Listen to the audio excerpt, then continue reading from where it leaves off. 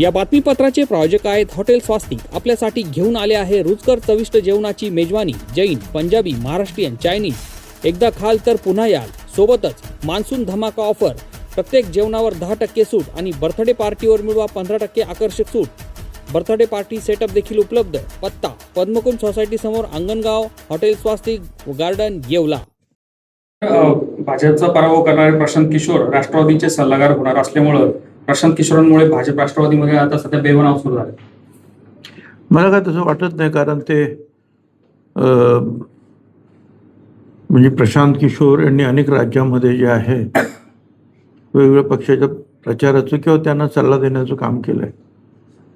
पण राष्ट्रवादीमध्ये काय अजून त्यांची नेमणूक झाली आहे असं मला वाटत नाही. मनोज जरंग यांच्यावर टीका केलेली आहे की रस्त्यावर आणि नाक्यावर बसून आंदोलन करणं सोपं नाहीये, म्हणजे जेवढं सिस्टम मध्ये काम करणं त्याच्यात फरक असतो. हा ठीक आहे ना, कारण बाहेरच्या विरोधी पक्षात राहून आपल्याला जे काही बोलता येतं ते सगळंच काही जे आहे सरकारमध्ये राहून ते शक्य होतं सगळं करणं असं नाही. काही गोष्टी होतात, काही गोष्टी होत नाहीत. कारण अनेक गोष्टी सरकारला बघाव्या लागतात. वेगवेगळे जे घटक आहेत, वेगवेगळे समाज आहेत, वेगवेगळे प्रश्न आहेत. शेतकरी आहेत, कष्टकरी आहेत, विद्यार्थी आहेत, महिला आहेत.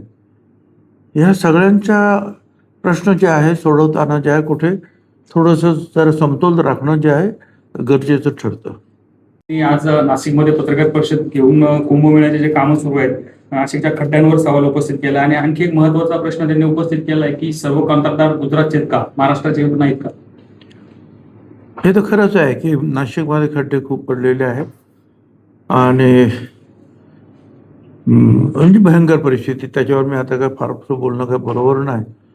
परंतु मी जे राज ठाकरे जे म्हणतायत हे गुजरातचे सगळे कॉन्ट्रॅक्टर, मी पण तसं ऐकलंय, पण मला त्याची काही खात्री नाही आहे. ऐकलंय मी कानावर असं गेलंय. मोहन भागवत यांच्यावर बोलताना म्हणाले की भागवत यांना थोडा आता उशीर झाला युवकांना समजून घ्यायला. सरकारमधले काही मंत्री त्यांची मुलं बाहेर शिक्षणासाठी जात आहेत. जो गुण से गई वो हौस से नहीं आती, असं त्यांनी म्हटलंय. ठीक आहे, ते त्यांचं मत आहे. आणि परंतु भागवतांनी जे निदान पुढाकार घेऊन बोलायला सुरुवात केली विद्यार्थ्यांबरोबर, त्यामुळे विद्यार्थ्यांचे प्रश्न जे आहेत काय आहेत ते सुद्धा लोकांच्या समोर येतील. आणि कोणी कधी या बाबतीमध्ये पाऊल उचलावं हे ज्याने त्याने ठरवायचं असतं. रमेश म्हात्रे यांच्या आता राज्यातून तडीपारीची तयारी सुरू झाली, कारण की आरोपपत्र दाखल होईपर्यंत त्यांना आता राज्य बाहेर जावं लागणार आहे आणि मुंबई हायकोर्टाचे असे संकेत देण्यात आलेले आणि आज सुनावणी त्यांच्या विषयावर. मग काय करू मी?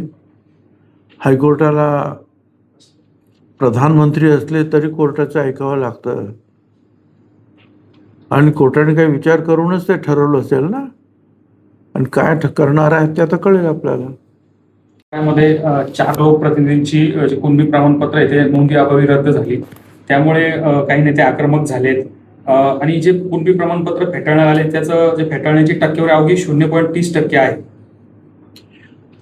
असं आहे की जे 0.3% फक्त फेटाळलेले आहेत आणि स्वतः मुख्यमंत्री त्याच्यामध्ये लक्ष घालतायत. जर एखाद्या कामामध्ये जर एखाद्या फॉर्ममध्ये काही त्रुटी असेल, माहितीमध्ये त्रुटी असेल तर शासकीय अधिकारी त्याप्रमाणे निर्णय घेतात.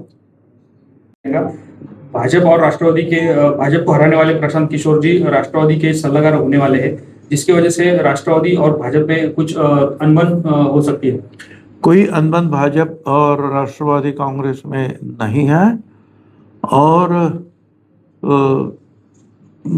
मैं नहीं समझता हूँ कि प्रशांत किशोर जी ने ये हमारा काम लिया. जैसे कि कई राज्यों में जो है वो पूरी व्यवस्था का मार्गदर्शन करते हैं, ऐसा कुछ उन्होंने कुछ को खुद तो इलेक्शन लड़ रहे हैं, वो खुद बिजी है उधर बिहार में, वो चुन कर आए हैं तो फिर और वहाँ उनको कहाँ समय मिलना है. महाराष्ट्र में भी देखे. संभाजीनगरामध्ये मराठी क्रांती मोर्चाच्या आता कार्यकर्ते उपोषणाला बसणार आहेत. एसीबीसी आरक्षण जे दिलंय ते त्या लोकांना ओबीसी प्रवर्गातील लाभ द्यावा अशी मागणी त्यांनी केली आहे. जरांगेंच्या आंदोलनापूर्वी आता एक नवीन आंदोलन उभं राहत आहे. मी नेहमीच मंत्रिमंडळात सांगत आलेलो आहे की ठीक आहे, आरक्षण ते बरोबर, ते आरक्षणामध्ये घ्यायचं की नाही हा मुद्दा वेगळा आहे. पण जे म्हणून विद्यार्थी, आदिवासी असतील, दलित असतील, मराठा असतील, ओबीसी असतील, त्यांना सारख्या प्रमाणामध्येच सगळ्या सवलती तुम्ही द्या. म्हणजे एक विद्यार्थी म्हणून सगळ्यांना सारखा आपण वागवलं पाहिजे, असं माझं मत आहे. हे मी एक वेळा नाही, मंत्रिमंडळामध्ये 10 वेळा सांगितलेलं आहे.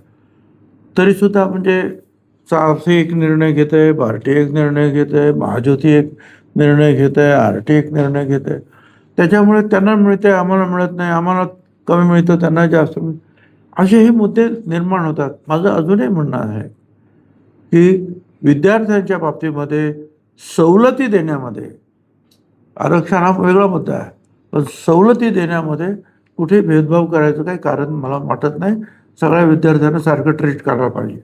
या बातमीपत्राचे प्रायोजक आहेत डॉक्टर साताळकर यांचा दातांचा दवाखाना, दंतरोग व मुखरोगावरील उपचार व निदानाचे एकमेव ठिकाण, root canal, digital X ray, smiling designing, वेडेवाकडे दात सरळ करणे, मशीनद्वारे दात साफ करणे, लहान मुलांच्या दातावरील सर्व उपचार, आधुनिक सुविधा उपलब्ध. आजच भेट द्या. गाळा number 41, Ambedkar shopping centre, Vinchur road, शिवसृष्टीजवळ, येवला.